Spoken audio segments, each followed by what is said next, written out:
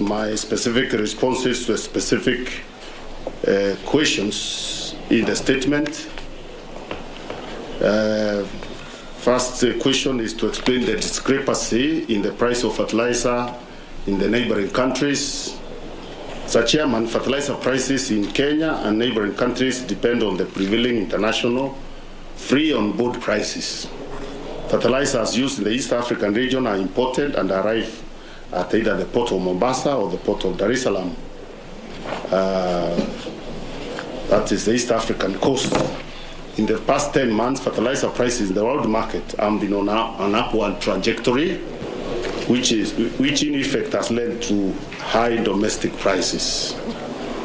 The reasons for high price fertilizer prices: one, the rise in fertilizer prices is due to the impact of COVID-19, which led fertilizer producing countries such as China, Russia, and Turkey restricting exports to protect their farmers, and heavy consumers such as India, Brazil, and USA buying large quantities, hence creating market scarcity. Two, due to severe winter, gas prices exploded in Europe, causing many urea and nitrate production factories to close, thus causing shortage of these fertilizers. Three, increased demand for fertilizer by heavy consumers led to competition for shipping, thus increasing the freight charges for bulk and container cargo to high levels. Fourth, electricity challenges in China led to some fertilizer plants being closed down. The cost and freight CFR, East Coast, for a metric ton of the ammonium phosphate, that is DAP fertilizer, is currently US dollars $890, which translates into a domestic price of Kenya shillings 5,700 to 6,500 per 50 kg bag in the East African region. The trend is the same for urea, NPKs, CAN, and other fertilizers.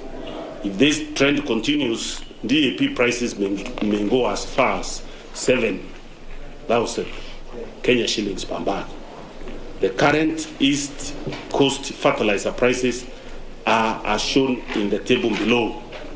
Chairman, I don't think I need to read the prices. You can look at that table. It gives you the current prices for DAP, CAN, urea, NPK for the 50 kg bags, and the dates when those prices were recorded. We are saying, given the circumstances and now even the war in that region, Russia and Ukraine, the prices could even go further.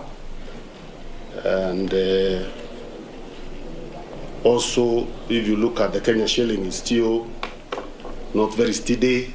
There is even some decline that also contributes. So it's not just the prices in the globally, but also the strength, the Kenya shilling losing its strength against the dollar. That also contributes to the price escalation at the local level.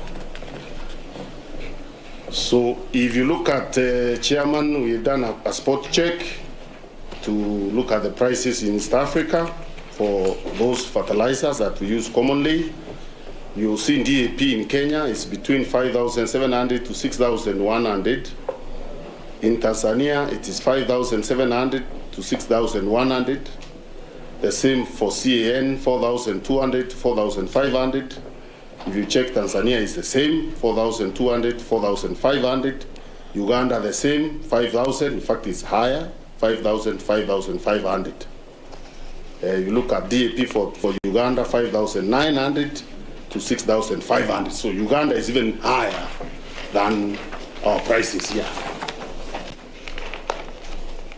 Tanzania is comparable because they also have a port. We have a port, so it goes to Uganda. There is a slight escalation in terms of cost. The high prices, as I've already said, are projected to prevail for up to August, but I would be very careful not to say that because there's a lot of volatility in the world market because of some unforeseen circumstances. What measures has the government put in place to subsidize duty on important phosphates? Mr. Chairman, rock phosphate is important to Kenya for purposes of making fertilizer blends, and NPK compounds does not attract excise duty or value-added tax. But before I go to that, Chairman, I wanted to make it very clear there is no better prices in the neighboring countries, as my answer indicates. If what they produce in those countries are cheaper, it's for other reasons, not the cost of fertilizer. Some of the reasons is some areas, they don't even apply fertilizer and they grow maize, like in Uganda. So you'll find the maize arriving cheaper. So and they have, more better rainfall in those areas as well. So you see, it's not the fertilizer cost. There are other elements that make it sometimes cheaper to get produce from those neighboring countries cheaper than here. It's not the cost of fertilizer. It's not the cost of inputs. And also the demand, because our market is bigger. A lot of times we don't produce enough. Like maize, we don't produce enough maize for our domestic market. That's a fact. So we are forced to import maize from neighboring countries. In any case, we are one East African market, so there is even no law that restricts them from selling to our market or our people trained as buying across. We produce wheat, we produce only 20% of our wheat requirements. So 80% of our wheat requirement, Chairman, is imported wheat. So there are other factors apart from fertilizer that make us importers of food, not just inputs, because cost of food is determined by many factors, input being one of them. So the measures we have taken. So I have also made it clear, Chairman, there is no there is no excise duty or value-added tax on fertilizer. And the reason is, of course, to make it cheaper, to make access to fertilizers cheaper. And as I've already explained, it is other factors other than tax that are actually increasing the cost of our fertilizer. Of course, there are other normal taxes that are charged on all imports.